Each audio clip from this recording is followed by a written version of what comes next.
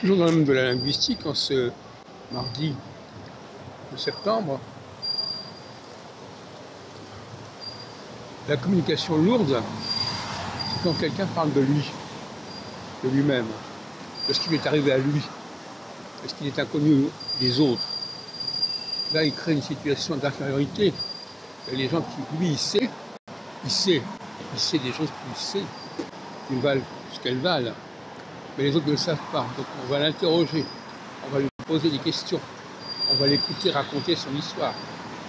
Et ça, c'est aussi une communication lourde. Une communication légère, c'est quand je parle de choses qui sont d'un intérêt général, qui sont censées être connues généralement, avec des degrés divers, bien sûr, mais qui sont censées faire partie de la culture générale. La culture générale permet de parler de choses générales à des gens qui eux-mêmes savent des choses.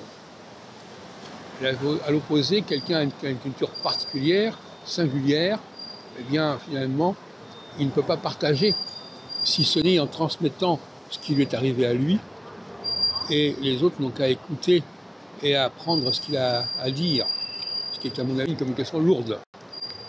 Donc, voyez-vous, il y a plusieurs niveaux de communication, comme vous l'avez probablement compris.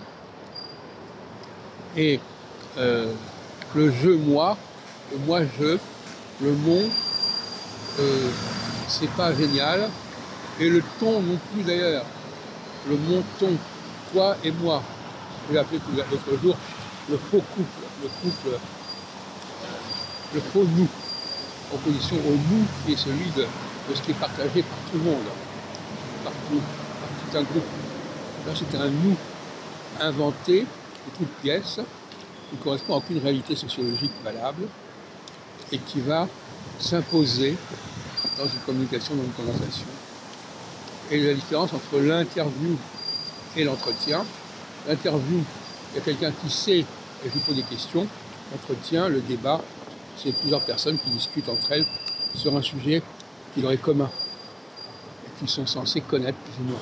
Alors évidemment, dans ce domaine-là, je sais qu'une meilleure connaissance des problèmes que d'autres, ça c'est normal, mais c'est pas du tout la même chose que quelqu'un qui parle de ce qui lui est arrivé et de ce qui lui est personnel.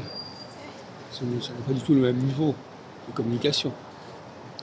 Les femmes sont beaucoup dans ce niveau de communication personnelle. Elles aiment bien parler de ce qu'elles savent, elles, et que les autres ne savent pas. Ça me paraît d'un intérêt limité.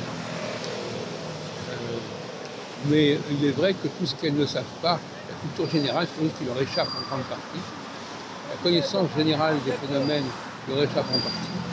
Et par conséquent, on préfère par prudence ne parler que de ce qui leur est arrivé, de ce qu'elles ont connu.